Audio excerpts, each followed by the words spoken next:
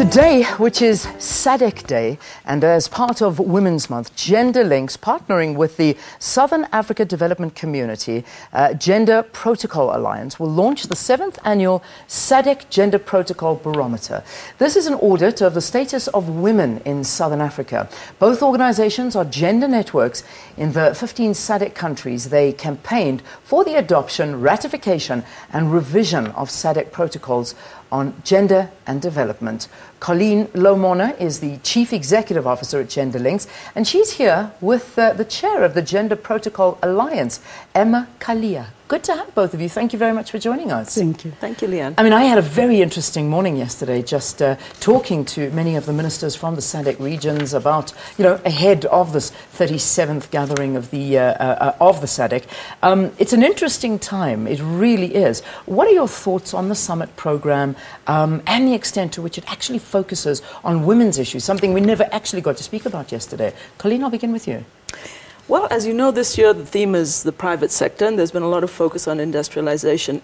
And our role as a SADC Protocol Alliance, from the word get-go, has been to make sure that gender is on every single agenda. Interestingly, the SADC Protocol was adopted in South Africa in 2008, and 9 years later, the SADC Summit has come back to South Africa. So we think it's fitting that we should make sure that this issue is on the agenda. The SADC protocol itself has gone through various stages. It's been updated in line with the Sustainable Development Goals. It now has a monitoring and evaluation framework which strengthens our work around the monitoring, hence the barometer. And our task as civil society is to make sure that the issue is never forgotten. Yeah. And of course, it's wonderful that it's Women's Month as well. Absolutely. I mean, it always does coincide nicely when anything is focusing in August and Women's Month. But I myself, and I imagine the viewers out there, also want to know a little bit more about what the SADC Gender Protocol Alliance does and what you do hope to achieve.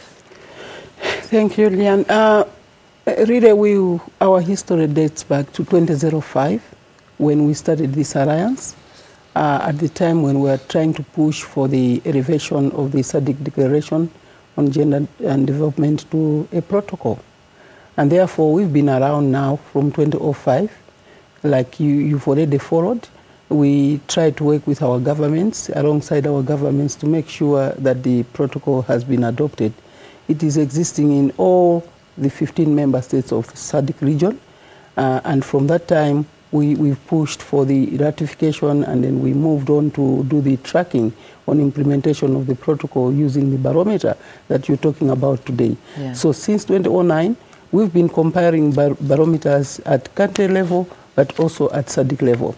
And today, we are, like my colleague has said, we're quite happy that we're coming back to Johannesburg at a time when, again, they will be looking at the new version of the SADC Protocol on Gender and Development. I'm sure our heads of states will be looking at that document, and that they will be also looking at the possibility of adopting it again as a new version of the SADC Protocol.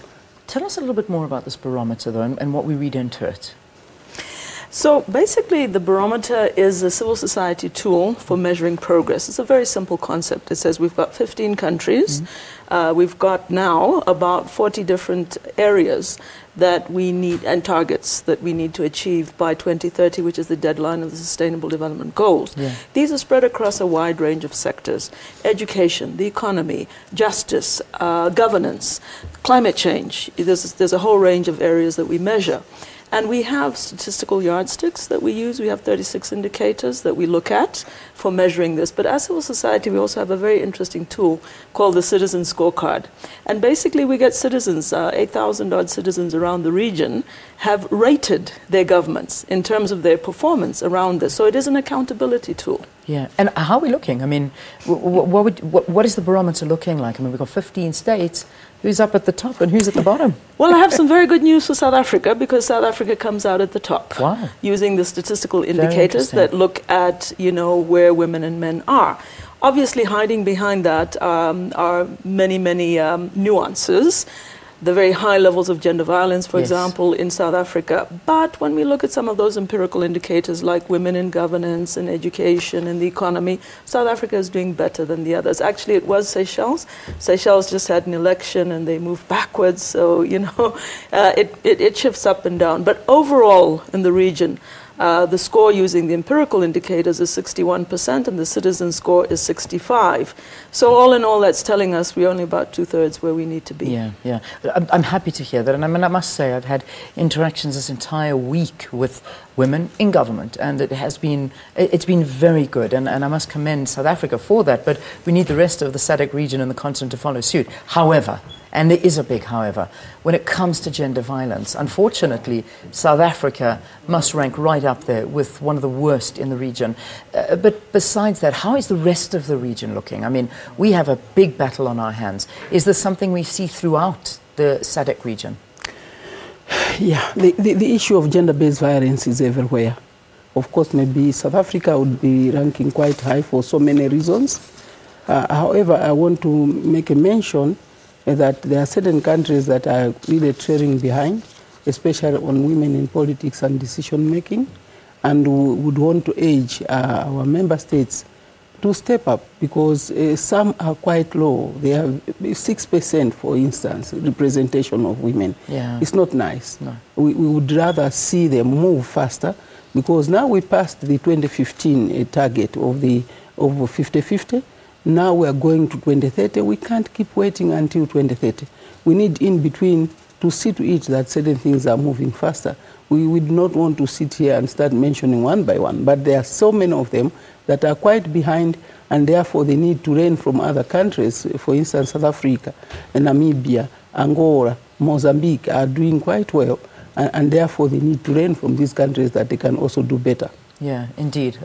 It's an interesting barometer, and I can imagine that, as you say, there needs to be more participation by women in all of these fields, which is imperative.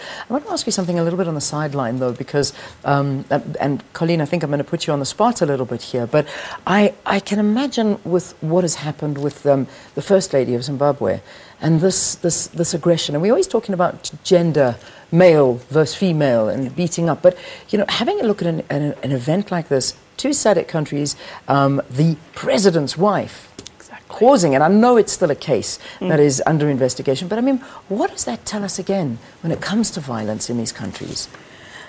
Thanks for raising that, Leanne. I thought you might. Good. And we comment on it as the Alliance in our press release that has come out today. Look, gender-based violence is not just about men violating women. Gender-based violence is any kind of violence that stems from power relations in our society.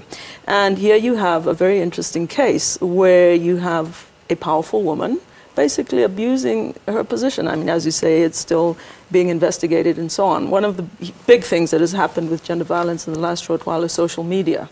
Because while the media and the legal processes may take time, we have very direct evidence, that has come out through social media about what has happened.